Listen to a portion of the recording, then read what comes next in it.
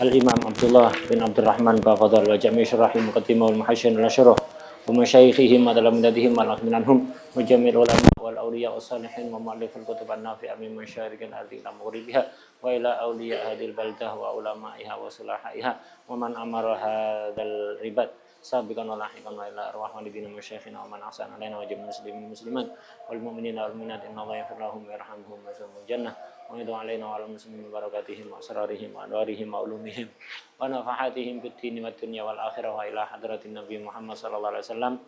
Al-Fatihah.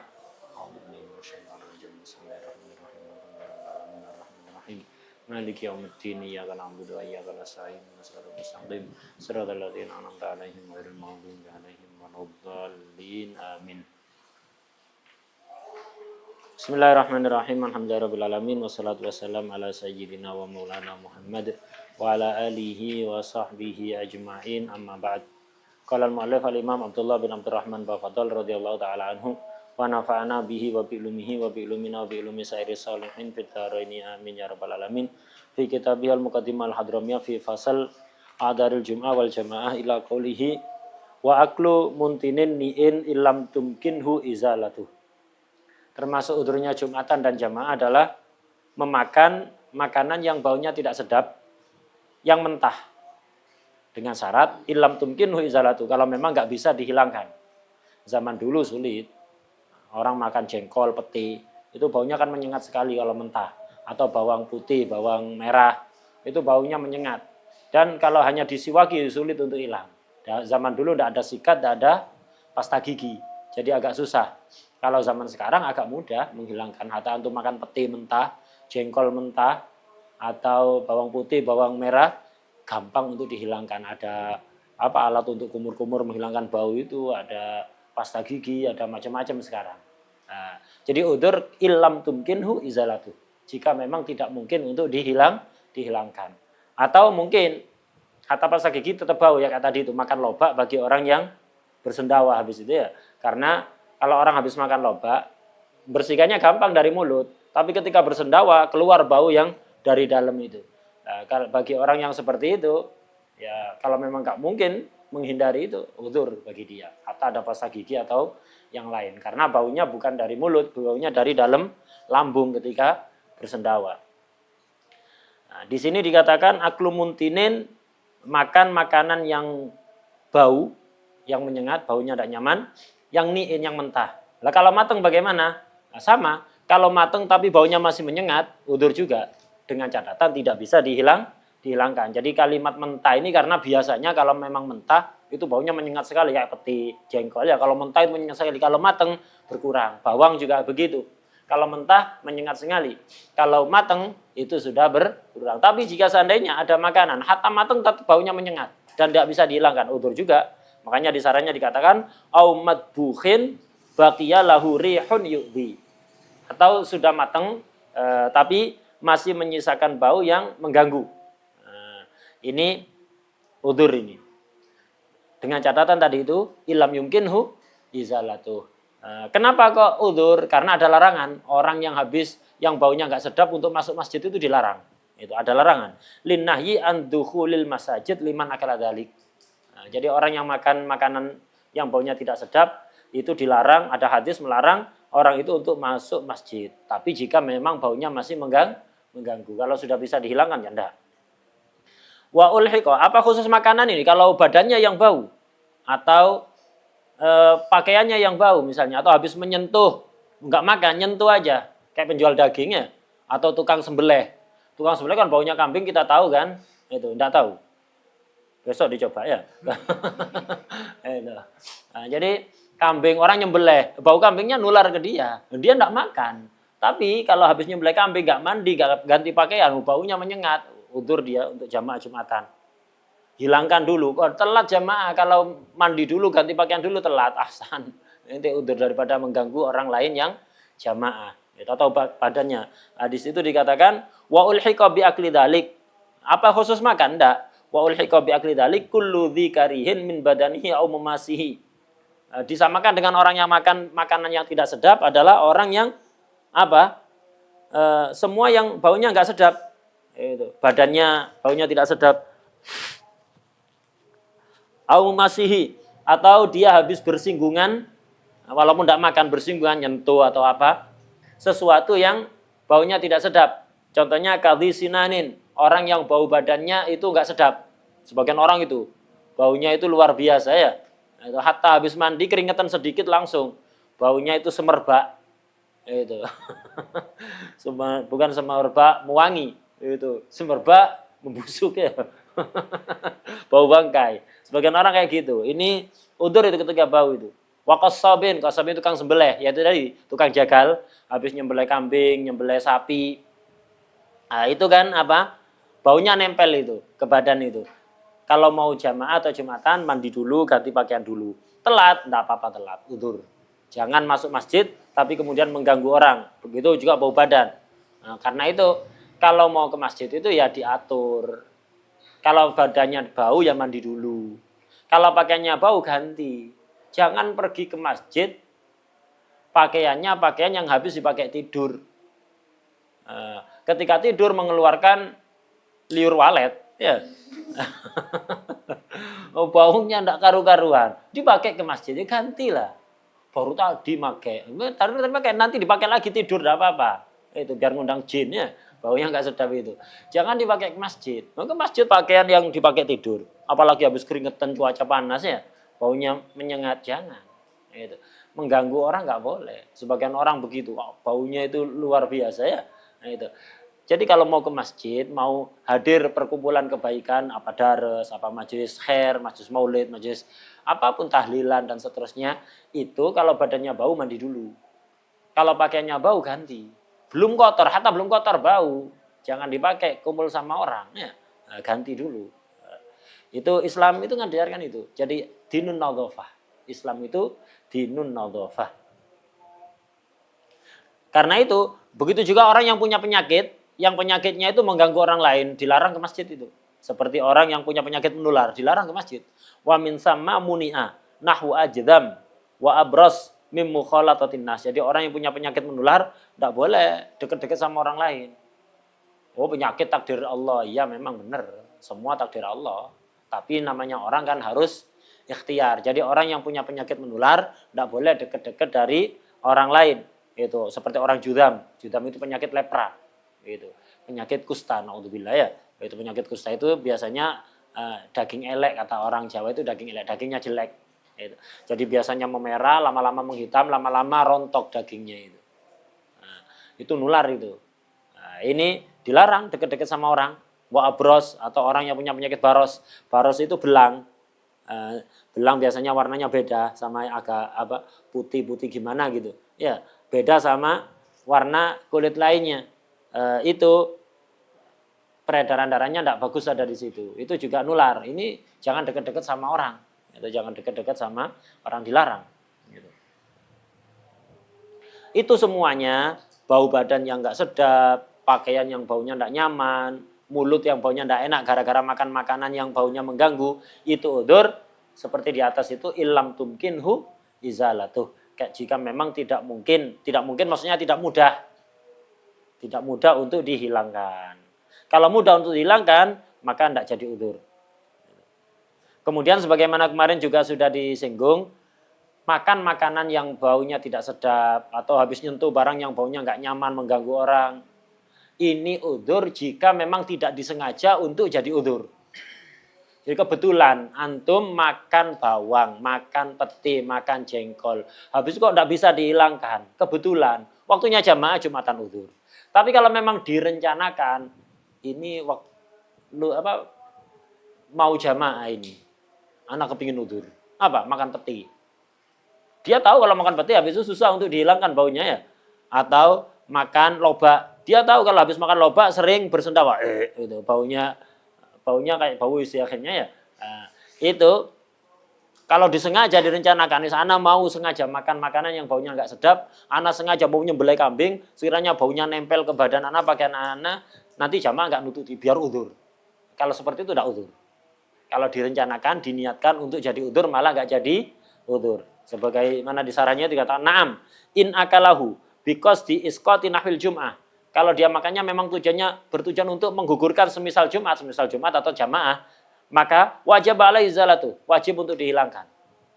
Kalau nggak bisa, fa'ilam tumkin, kalau nggak mudah untuk menghilangkan, wajib alaihil hudur, tetap wajib hadir. Lah terus siapa? Wa'tizalin nas. Wajib hadir tapi menjauh dari orang. Sholat atau Jumatan di parkiran. Ya. Jadi kalau orang itu tidak merencanakan untuk menggugurkan Jumatan atau jamaah, hilangkan, upayakan untuk dihilangkan, wajib kalau memang bisa. Kalau tidak bisa sudah, tidak wajib hadir Jumatan, tidak wajib hadir jamaah. Tapi kalau direncanakan biar jadi udzur, akhirnya bau, wajib dihilangkan. Kalau tidak dosa, wajib untuk dihilangkan. Kalau dihilangkan tidak bisa, sulit, maka tetap wajib hadir Jumatan, hadir jamaah, tapi jangan deket-deketan sama orang. Sholat Jumatan di tempat sendal, biar inti kumpul sama sendal, tidak kumpul sama orangnya. Nah, itu. Udah. Kenapa? Itu niatnya jelek, mukanya kayak sendal akhirnya ya. Makanya kumpul sama sendal. Itu atau sama sepeda-sepeda gitu ya.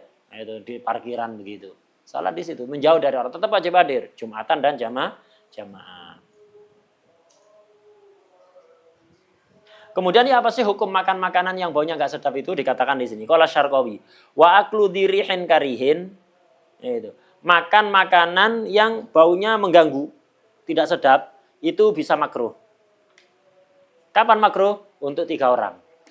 Jadi makan bawang putih, makruh. Terus makan bawang putih makruh.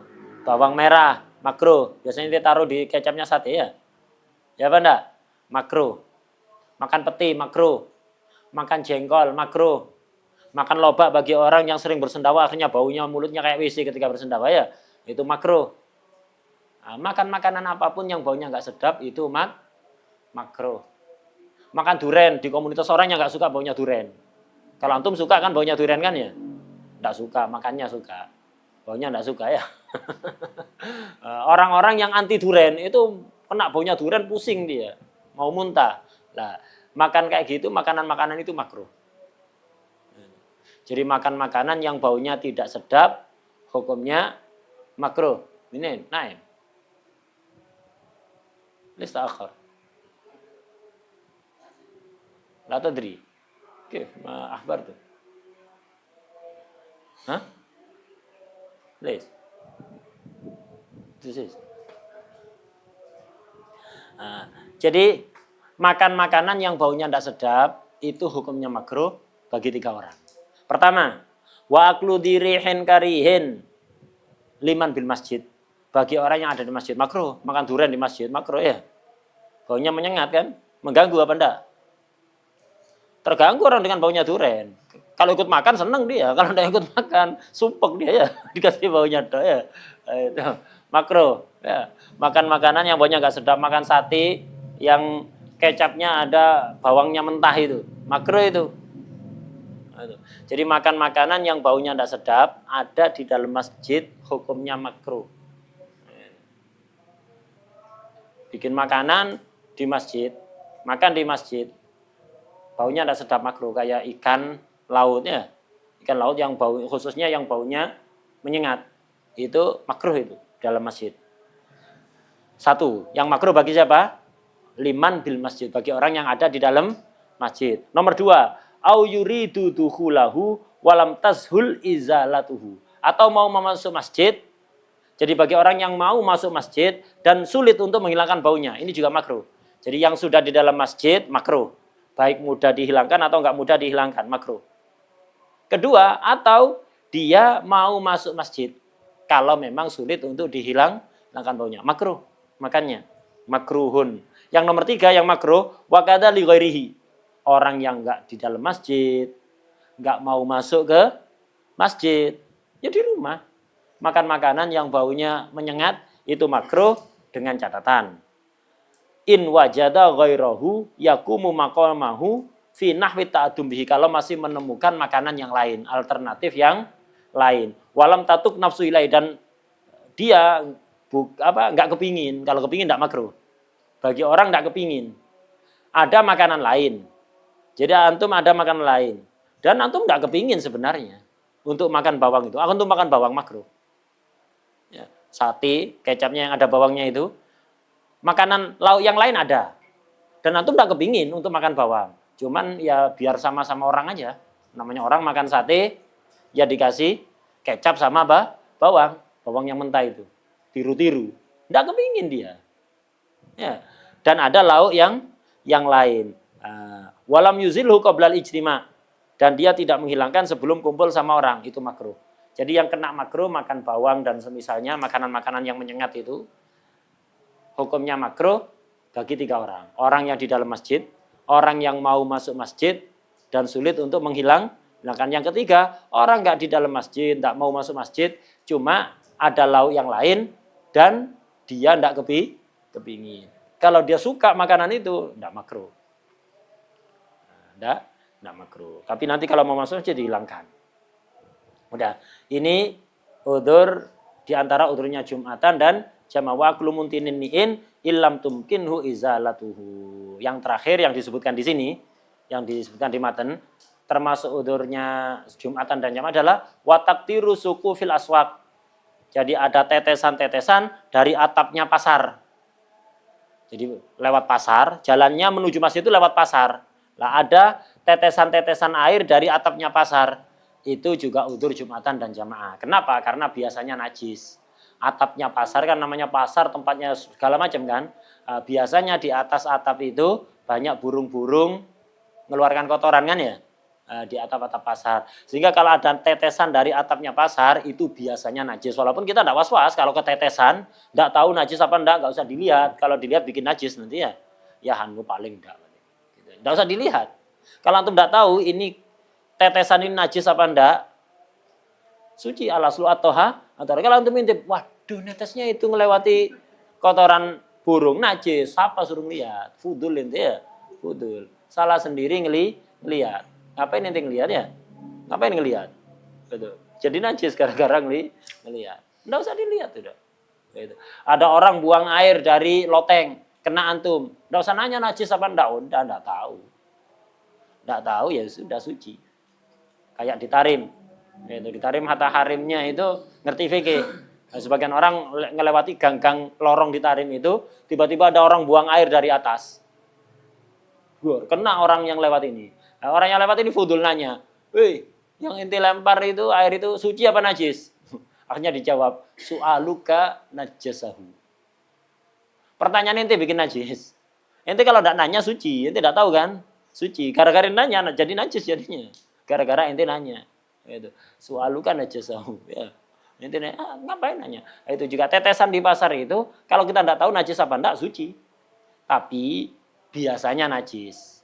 Walaupun biasanya najis, kalau kita tidak yakin, tetap suci. Kayak antum beli ikan di pasar ikan, sini kan ada pasar ikan kan. Antum tahu kan orang penjual ikan biasanya bersihkan kotoran ikan, terus nyucinya tidak benar kan? Cuci tangannya dimasukkan ke tong yang airnya sedikit itu tambah najis semua ya. Nah, itu. Biasanya begitu. Kalau antum melihat seperti itu, ya najis. Tangannya dia najis, megang uang. Yang basah kena basahnya tadi itu najis kalau tahu. Antum enggak tahu. Ya, antum enggak tahu. Beli ikan ke pasar ikan, harganya 40.000. Antum bayar pakai uang 50.000. Dikasih kembalian 10.000, basah. Uangnya basah. Biasanya basah ini gara-gara dia habis cuci tangan dengan cara yang nggak benar, berarti airnya najis, tangannya juga najis, nyentuh uang juga najis. Kalau antum tahu proses seperti itu udah tahu, ya najis uangnya itu harus dicuci. Kalau antum kantongi najis, sholat jadi sholatnya nggak sah. Tapi kalau nggak tahu, antum nggak tahu sudah. Ke pasar beli ikan 40.000, bayar 50.000 dikasih kembalian 10.000. Kok basah ini biasanya ini ya habis cuci tangan enggak bener tadi itu enggak usah nanya, Bu kenapa kok basah enggak paling kehujanan tadi kita selesai sih itu. Jadi walaupun biasanya najis kalau antum enggak tahu hukumnya suci. Di sini juga begitu, tetesan dari atapnya pasar itu biasanya najis tapi kalau antum enggak tahu suci. Walaupun dihukumi suci udzur karena biasanya najis udzur. Jadi termasuk udzur begitu ada tetesan air dari atapnya pasar. Atapnya pasar yang memang jadi jalannya dia dari rumah menuju ke masjid. Tapi dengan catatan, udzur ini kalau la tariqa siwahu, kalau tidak ada jalan lain. Kalau jalannya banyak, ente milih lewat situ, tidak jadi udzur. Ya. Jalannya banyak, suruh siapa lewat pasar. Lewat depannya pasar, luarnya pasar ada. Kalau satu-satunya jalan melewati pasar yang banyak tetesan-tetesan itu udzur. Tapi kalau masih ada jalan lain yang enggak seperti itu, maka tidak udzur. Udah, ini selesai udzur-udzur Jumatan dan jamaah yang diterangkan ada di matan. Ada beberapa tambahan udzur yang disebutkan di syarah. Wa minal adar aidon nahwu zalzalatin, gempa bumi. Udzur, hujan aja udzur, apalagi gempa bumi ya, apalagi tsunami. Ini. Jadi gempa bumi udzur. Itu. Jadi nahwu zalzalatin, gempa bumi. Kemudian termasuk udzur lagi wasimanin mufritin, kegemukan. Jadi sulit, bangun sulit, gerak sulit ya. Jalan bikin gempa bumi. Itu ya, dem, dem, dem. Ini udzur dia. Enggak wajib Jumatan selama gemuk, enggak wajib Jumatan, enggak wajib jamaah. Tapi kalau bangun masih Masya Allah sehat, apalagi kalau bangun ada waktunya prasmanan, semangat sekali ya, enggak udzur deh. Ini kalau bagi orang yang siman, yang mufrid, sangat kegemukan. Sehingga untuk mempersulit gerak-geriknya dia dan bangun dan duduknya, ini udzur ini. Wadah ya?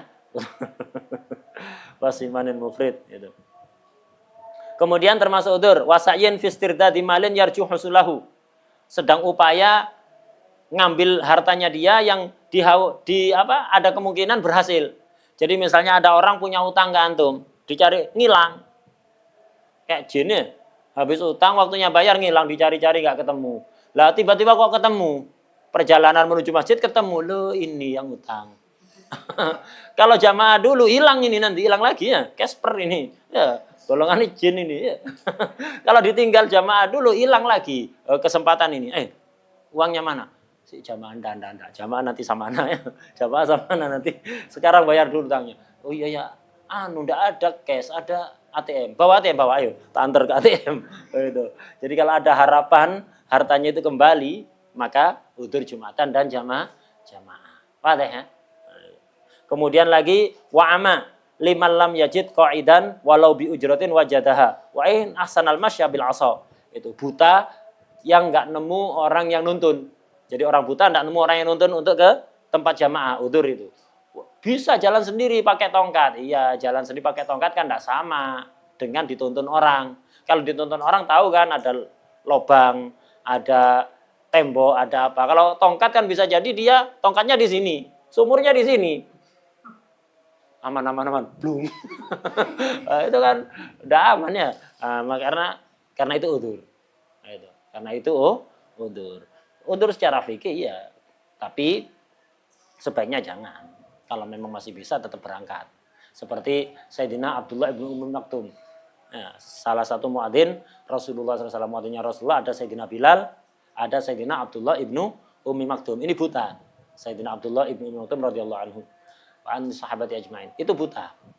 Nah, Ibnu Ummi Maktum ini rumahnya agak jauh dari Masjid Nabawi, di pinggiran kota Madinah. Lah, untuk pergi ke Masjid Nabawi dari rumahnya Ibnu Ummi Maktum, Abdullah ibnu bin Ummi Maktum, itu dari rumah ke Masjid Nabawi itu agak jauh dan melewati semak-semak.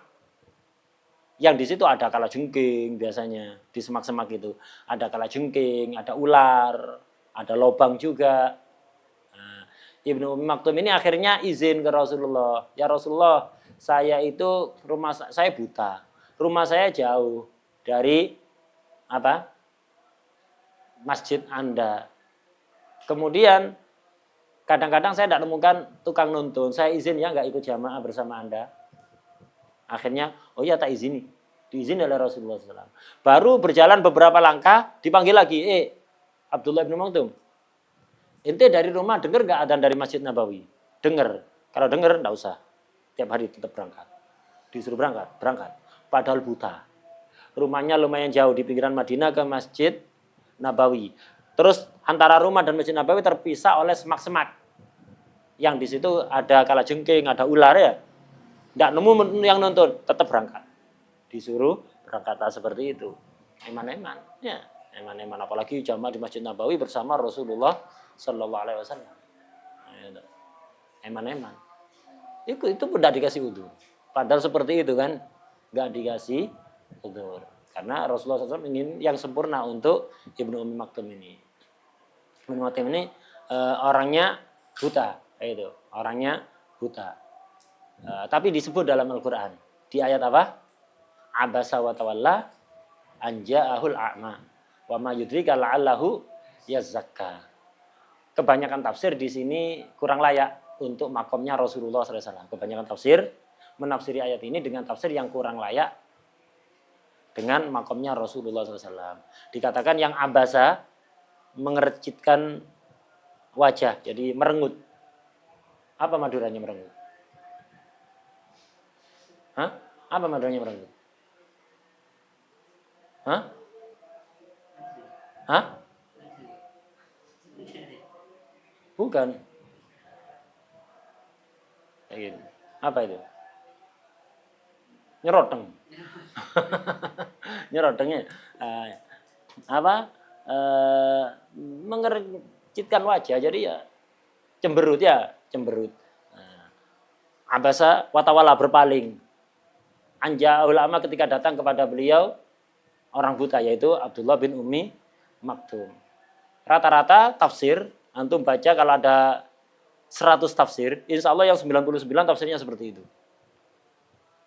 Jadi mengatakan yang abasa wa tawalla itu Rasulullah Sallallahu Alaihi Wasallam. Kebanyakan tafsir, tapi ada sebagian mufassir dari yang zaman dulu maupun yang zaman sekarang. Itu nggak setuju dengan tafsir seperti itu. Termasuk sebagian pembesar Sadatun Al-Ba'alawi ada dari bangsa Jamalul Lail, itu tidak setuju dengan tafsir itu. Termasuk Dr. Yusri, itu tidak setuju dengan tafsir seperti itu. Dan rata-rata Al-Arifin Billah, ulama itu ada dua, ada ulama bidinillah, ada ulama billah. Makomnya lebih tinggi yang ulama billah. Ulama bidinillah artinya orang yang alim kepada agamanya Allah. Ada alim billah, ulama billah, orang yang makrifat kepada Allah, dan tidak bakalan makrifat kepada Allah kecuali setelah betul-betul makrifat kepada Rasulullah SAW. Betul-betul makrifat yang tidak bisa. Berusaha semaksimal mungkin untuk makrifat kepada Rasulullah. Otomatis makrifat seseorang kepada Allah itu tergantung makrifatnya kepada Rasulullah SAW. Semakin tinggi makrifatnya kepada Rasulullah SAW, semakin kenal kepada Rasulullah SAW, itu akan membantu dia semakin kenal kepada Allah Subhanahu wa Ta'ala. Kalau Dr. Yusi sangat tegas menolak tafsir-tafsir yang mengatakan yang abasa wa tawalla itu Rasulullah SAW. Karena tidak mungkin. Karena kalimat ubus, merengut, cemberut, dalam Al-Quran hanya disebutkan 3 kali, dan semuanya sifat dzam. Pertama mensifati hari kiamat, yauman abusan komtoriro. Jadi hari kiamat itu saking seremnya, diibaratkan sampai seperti hari yang cemberut. Orang cemberut kan wajahnya serem kan ya. Kalau dia melihat wajahnya sendiri di kaca, dia sendiri teriak ketakutannya. Nah, itu ya, sendiri ketakutan, cemberut. Itu. Hari kiamat disifati dengan yauman abusan komtor. Dalam Al-Quran kalimat ubus hanya digunakan untuk 3 itu. Pertama itu, yauman abusan komtoriro. Mensifati hari kiamat. Yang kedua, mensifati musuh Allah dan musuh Rasulullah SAW. Yaitu Walid bin Al-Mughirah. Ayahnya Sayyidina Khalid bin Walid. Sayyidina Khalid dulunya kafir, tapi kemudian masuk Islam. Wa hasuna islamuhu. Bapaknya itu pembesar orang yang sangat menyakiti Rasulullah SAW. Dan sombong orangnya. Tidak mau kumpul sama orang-orang orang miskin, orang itu tidak mau gengsi.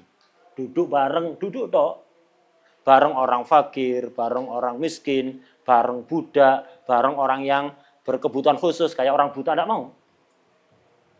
Nah, itu tidak mau. Itu sifat yang kedua di Al-Quran disebutkan abasa wa basar. Ada ayat di Al-Quran abasa wa basar. Itu yang abasa siapa? Walid bin Al-Mughirah. Jadi ubus di dalam Al-Quran hanya disebutkan 3 kali. Satu mensifati hari kiamat, saking seremnya disifati dengan yauman abusan komtoriro. Kedua, Walid bin Al-Mughirah, musuhnya Allah, musuhnya Rasulullah SAW. Orang yang sangat jelek di sisi Allah Subhanahu Wa Ta'ala. Itu disifati abasa. Apa mungkin yang ketiga untuk kekasihnya Rasulullah SAW? Jadi Rasulullah disejajarkan dengan Walid begitu. Disifati dengan sifat yang sama dengan Walid, musuhnya Allah. Apa mungkin? Kekasih Allah. Sifatnya musuh Allah kemudian ditaruh ada di kekasih Allah. Mungkin. Tidak mungkin. Karena itu abasa wa tawalla, yang abasa bukan Rasulullah SAW. Tapi siapa? Sama Walid bin Mughirah juga. Ceritanya itu kan, Walid bin Mughirah kan tokohnya orang Quraisy. Nah, tokohnya orang Quraisy. Nah, salah satu tokoh masyarakatnya, ya kafir. Nah, waktu itu kan Rasulullah SAW sedang dakwai. Sedang mencoba merayu tokoh-tokoh Quraisy, pembesar-pembesar Quraisy untuk masuk Islam. Jadi beliau sibuk gitu, menjelaskan tentang Islam, membuat mereka tertarik Islam kepada mereka. Sangat semangat Rasulullah SAW. Sangat semangat Rasulullah melakukan itu. Akhirnya, itu. Kenapa? Karena kalau mereka sampai berhasil masuk Islam, tidak tersisa orang Mekah. Kecuali masuk Islam semua, nanti tokoh-tokohnya kena. Nah, Rasulullah sedang asik itu. Nah, tiba-tiba Sayyidina Abdullah ibnu Mu'tim ini datang. Nanya kepada Rasulullah SAW tentang salah satu hukum agama, nanya kepada Rasulullah. Nah, Rasulullah lebih mengedepankan ini dulu karena memang sejak awal Rasulullah berbicara sama mereka kan. Itu. Sayyidina Ibnu Maktum karena buta tidak melihat kalau Rasulullah SAW itu sedang asik menawarkan Islam kepada tokoh-tokoh Quraisy. Sayyidina Abdullah Ibnu Maktum tidak tahu karena beliau kan buta. Jadi nanya Rasulullah, saya nanya gini. Lah orang-orang Quraisy melihat Abdullah Ibnu Maktum datang kepada Rasulullah SAW, itu tidak senang. Kenapa? Mereka orang-orang sombong, gengsi. Tidak mau kumpul sama orang buta, itu tidak mau, aib bagi mereka. Kumpul sama orang fakir, miskin itu aib, apalagi fakir, miskin, buta. Nah, itu tidak mau. Jadi mereka itu tidak mau, gengsi. Akhirnya gara-gara Abdullah bin Ummi Maktum datang, akhirnya kan majelisnya terisi gabungan antara Rasulullah, tokoh Quraisy sama Abdullah bin Ummi Maktum lah. Orang Quraisy itu tidak mau duduk satu majelis. Dalam satu majelis khusus tokoh-tokohnya. Tidak boleh ada orang fakir ikut di situ. Tidak boleh ada orang cacat gabung di situ. Aib bagi mereka. Gengsi, sombongnya. Nah, gara-gara Abdullah bin Ummi Maktum datang ke situ, nanya-nanya pada Rasulullah, pada waktu itu sedang ada majelis antara Rasulullah dengan tokoh-tokoh Quraisy. Lah akhirnya si Walid bin Mughirah itu ubus. Abasa wa tawalla. Dia abasa membuat wajahnya itu mengercitkan wajahnya, membuat wajahnya cemberut dan berpaling dari Abdullah bin Ummi Maktum dan berpaling dari Rasulullah SAW. Berpaling dari Rasulullah SAW. Karena gengsi, majelisnya ada orang buta. Nah, Rasulullah karena saking menggebu-gebunya kepingin mereka masuk Islam, Rasul itu sangat kepingin semua orang masuk Islam. Tidak kepingin ada satupun orang mati kafir, tidak kepingin ada satupun orang masuk neraka. Makanya pernah ada satu jenazah diangkat, Rasulullah nangis. Kata sahabat, ya Rasulullah, kenapa Anda nangis? Ini yang mati orang kafir, orang Majusi atau orang Yahudi. Kenapa Anda nangis? Justru itu ada satu jiwa yang tidak berhasil aku selamatkan dari jahanam. Aku nangis. Rahmatnya Rasulullah SAW segede itu. Jadi beliau kepingin, apalagi orang Quraisy kan kerabat beliau. Quraisy kan kabilahnya Rasulullah SAW, kerabat beliau. Apalagi tokoh-tokohnya, orang-orang besarnya, orang-orang hebatnya. Eman kalau tidak masuk Islam. Kalau mereka masuk Islam, akan memancing orang sak Mekah masuk Islam semua. Nah, ini Rasulullah Walid bin sudah berusaha maksimal. Kemudian gara-gara ada Sayyidina Abdullah ibn Maktum datang, si Walid berpaling dan membuat wajahnya merubah wajahnya. Nah, Rasulullah saking semangatnya berdakwah tetap berusaha lah. Walid, jadi berusaha menjelaskan, menawarkan Islam, tetap ada usaha-usaha itu tadi. Ya, tetap ada upaya-upaya. Nah, Allah yang nggak terima. Allah nggak terima. Kekasihku, dia sudah berpaling. Dia sudah tidak menginginkan mendengarkan ucapan dakwahmu. Dia sudah berpaling. Biarkan dia celaka sudah. Kenapa engkau memaksakan diri untuk semaksimal itu mendakwai mereka? Tidak begitu. Kekasihku, cukup sudah. Usaha kamu yang tadi kamu lakukan itu sudah cukup. Tidak perlu kamu kemudian mengejar orang-orang yang nggak mau mendengarkan, berpaling, nggak usah. Mereka yang seharusnya datang kepadamu untuk mendengarkan kata-katamu, nasihat-nasihatmu, ajakanmu, dakwahmu. Bukan engkau yang berusaha merayu mereka setelah mereka berpaling. Udah, mereka berpaling, biarkan menuju jahanam. Kamu mestinya berpaling juga. Kewajiban Rasulullah hanya menyampaikan. Mereka berpaling sudah. Kewajiban Rasulullah di situ. Tapi Rasulullah SAW itu di sini apa? Melakukan lebih dari kewajiban. Kesempurnaan apa kekurangan? Melakukan lebih dari yang wajib. Melakukan lebih yang wajib. Allah nggak terima. Cukup kekasihku. Kamu sudah maksimal. Nggak usah memaksakan begitu. Sudah. Biarkan dia berpaling. Buat apa? Mereka yang mestinya datang kepadamu. Bukan engkau. Ya. Nah, ini teguran karena kasih sayang, karena kepedulian, karena ya sayang lah, atau karena menyalahkan. Teguran kayak gitu, menyalahkan apa? Menunjukkan saking sayangnya. Saking sayangnya kan eman, kata orang Jawa itu eman. Seperti seorang orang tua melihat anaknya serius belajar. Sampai malam masih serius saja belajar, ngapalkan, nulis, ngapalkan, mutolaah. Kemudian orang tuanya datang, ya waladi, sudah waktunya tidur, sudah cukup belajar kamu. Tidur sekarang. Ini nyalahkan, apa menunjukkan kasih sayang? Lah itu teguran Allah yang di surat Abasa. Tidak ada sama sekali cacian, gam kepada Rasulullah, menyalahkan Rasulullah, tidak ada. Justru menunjukkan pembelaan dari Allah kepada Rasulullah Sallallahu Alaihi Wasallam. Itu. Abasa wa tawalla an ja'ul a'ma wa ma yudrika la'allahu yazakka. Terus au yadzakaru fatanfa'ahu dzikra. Amma man istaghna fa anta anhu talaha. Ya, dan seterusnya. Nah, seperti itu, membela. Kalau kebanyakan tafsir tidak begitu. Itu Quran menyalahkan Rasulullah SAW. Kenapa? Tidak menghiraukan Abdullah bin Ummi Maktum yang buta, justru cemberut, berpaling dari Ibnu Ummi Maktum, dan beliau cemberut kepada Abdullah bin Maktum karena lebih mementingkan tokoh Quraisy. Ya, karena lebih mementingkan tokoh Quraisy, layak untuk makam Rasulullah SAW. Kemudian tidak cukup itu, ditegur langsung pakai surat Al-Quran yang dibaca sampai sekarang, sampai akhir zaman. Apa mungkin Rasulullah ini musuhnya Allah atau kekasihnya Allah?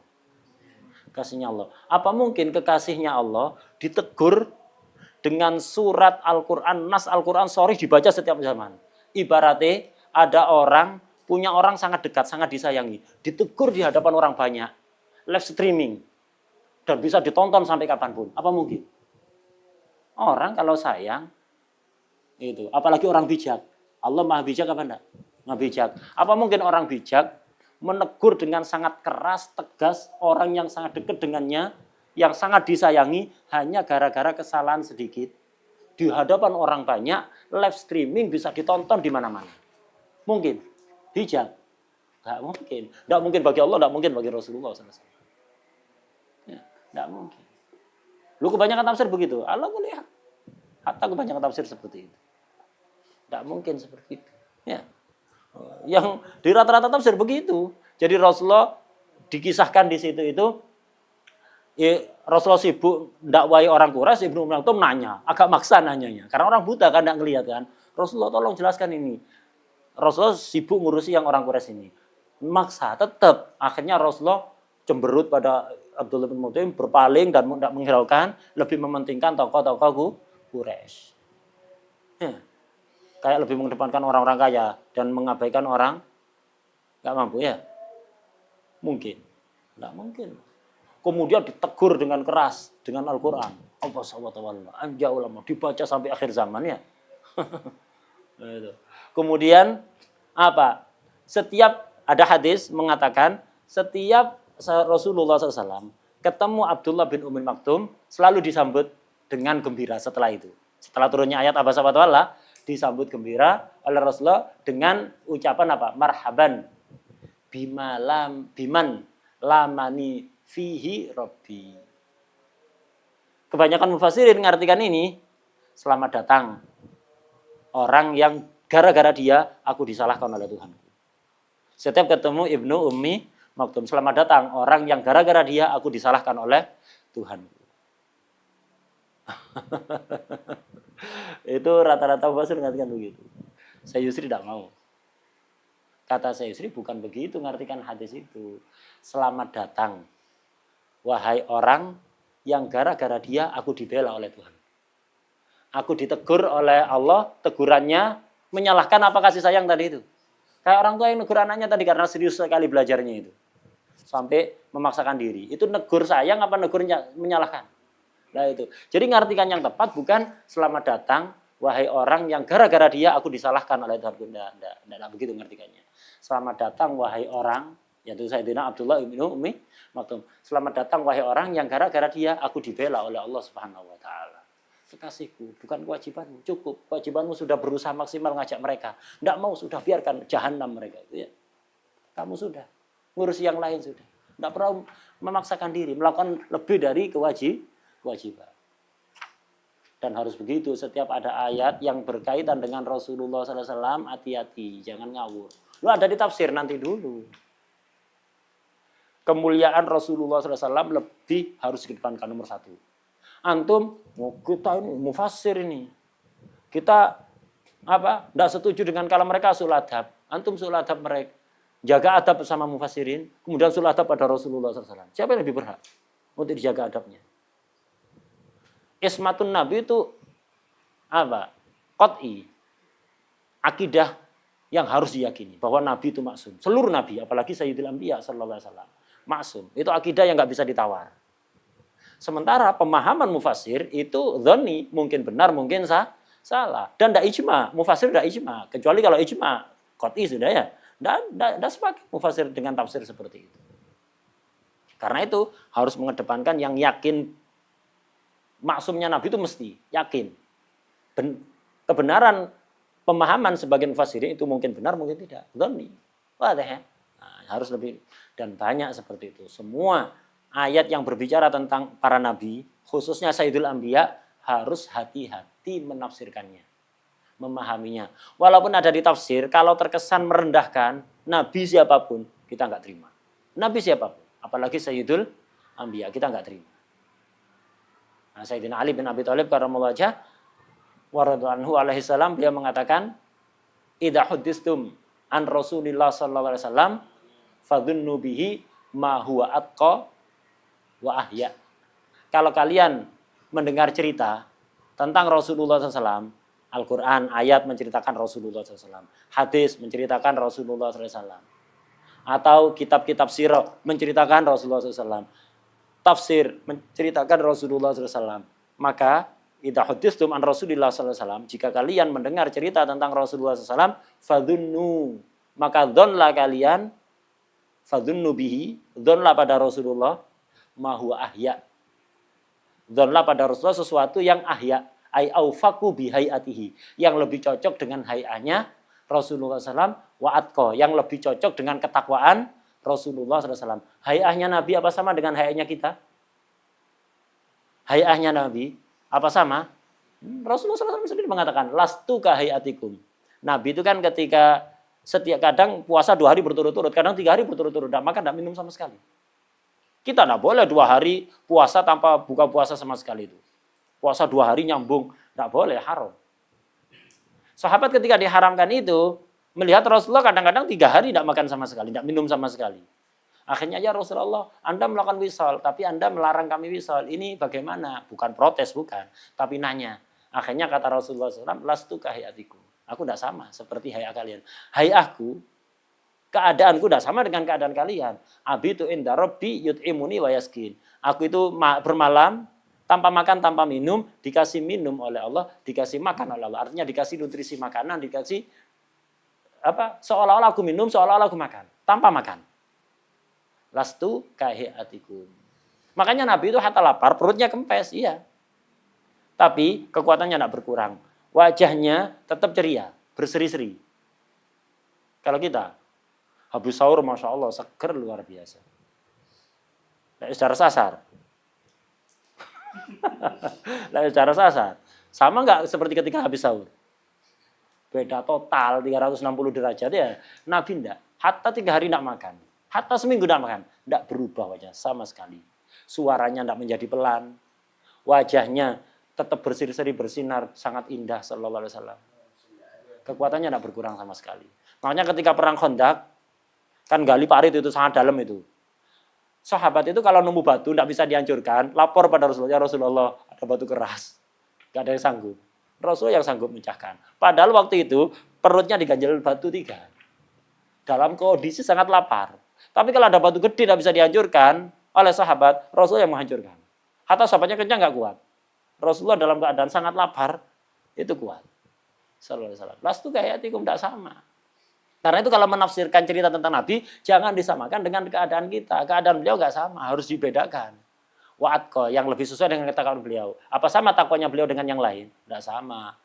Ana atqakum wa akhsyakum lillah. Aku yang paling takwa dan paling takut kepada Allah. Makanya menafsirkan ayat tentang Nabi, mengartikan hadis yang menceritakan tentang Nabi, itu harus disesuaikan dengan keadaan beliau. Jangan disamakan dengan keadaan kita. Wadih ya? Wadih. Hati-hati tadi apa sahabat awal itu ya. Nah, udah.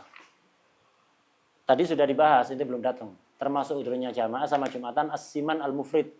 Ya, kegemukan yang sekiranya sulit untuk bangun, sulit untuk gerak.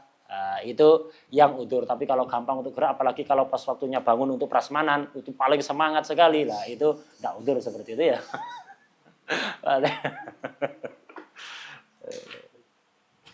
Nah, termasuk juga udur wastighalun bitajhizi mayit, sibuk ngurusi jenazah, itu udur Jumatan jamaah. Wa wujudu man yudhihi fi tariqihi, ada orang yang selalu mengganggu. Kalau anak berangkat jamaah mesti ada orang gregetno di jalan itu, selalu mencaci maki, menghina, misui, udur itu kalau memang nggak ada tempat jamaah lain ya. Kemudian walayali zafaf, malam-malam pengantin baru. Ini udur. Tapi khusus maghrib dan isya. Duhur-duhur mau ngapain? Ya. Khusus maghrib sama isya itu udur bagi manten baru. Maghrib sama isya. Subuh ngapain? Semalam udah subuh bangun nang masjid ya. Subuh mau ndak jamaah juga mau ngapain? Netes di dalam nanti. Jadi untuk manten baru layali zafaf itu udur fi maghribin wa isya. Untuk maghrib dan isya. Wa tatwili imamin ala masyru', imamnya memanjangkan yang enggak sesuai dengan aturan, kepanjangan yang enggak sesuai aturan. Kita tahu sudah dulu dibahas syarat-syaratnya tatwil bagi imam. Kalau enggak sesuai itu udzur jamaah, boleh antum enggak ikut. Wa tarki sunnatin maksudah, imamnya meninggalkan sunnah yang maksudah seperti enggak baca doa iftitah, enggak baca sholawat Ibrahimiyah, enggak baca doa setelah tasyahud, enggak baca tasbihnya rukuk 3 kali, cepet-cepetannya kayak umumnya imam tarawih. Nah, itu termasuk udzur itu ya. Wa sur'ati qiraatihi wal makmum batiuha. Imamnya bacanya cepat, makmumnya pelan. Nah, sehingga selalu tidak nututi. Ini juga udzur. Nah, imamnya kecepatan bacanya. Jadi makmum mesti enggak nututi. Nah, maka udzur. Nah, kemudian ketika ada udzur kemarin itu, udzur dari yang awal sampai sekarang ini, apakah orang itu tidak jamaah terus dapat pahala? Dapat fadilah? Nah, di sini dibahas. Wa hadhil a'dzar tamnaul isim awil karoha liman lam tata'atta lahul jamaah fi baitih. Itu. Udzur ini mencegah dosa. Tidak Jumatan, tidak dosa, tidak jamaah, tidak dosa. Kalau ngikuti qaul fardhu kifayah. Tidak makruh kalau ngikuti qaul sunnah. Itu. Tapi udzur ini menggugurkan dosa dan makruh bagi orang yang nggak menemukan jamaah lain. Tidak mungkin untuk jamaah di rumahnya misalnya ya. Nah, kalau mungkin, ya tidak menggugurkan. Ya. Kalau masih mungkin jamaah di rumah, harus jamaah di rumah. Bagi yang nggak mungkin, udah tidak dosa dan tidak makruh. Apa dapat fadilah jamaah? Walatu hasil fadilatal jamaah. Orang yang punya udzur itu hanya tidak dosa, tidak makruh, tapi tidak mendapatkan fadilah jamaah. Kecuali, na'am, maka namulaziman laha qoblal udri. Wa qasidan annahu laulal udru la kharaja ilaiha. Fayahsulu lahu ajrun yuhaki ajral fa'il laha. Bisa tetap dapat fadilah, tidak jamaah, tapi tetap dapat fadilah seperti jamaah. Bukan fadilah jamaah, tapi seperti jamaah. Dengan qaid 3 tadi itu.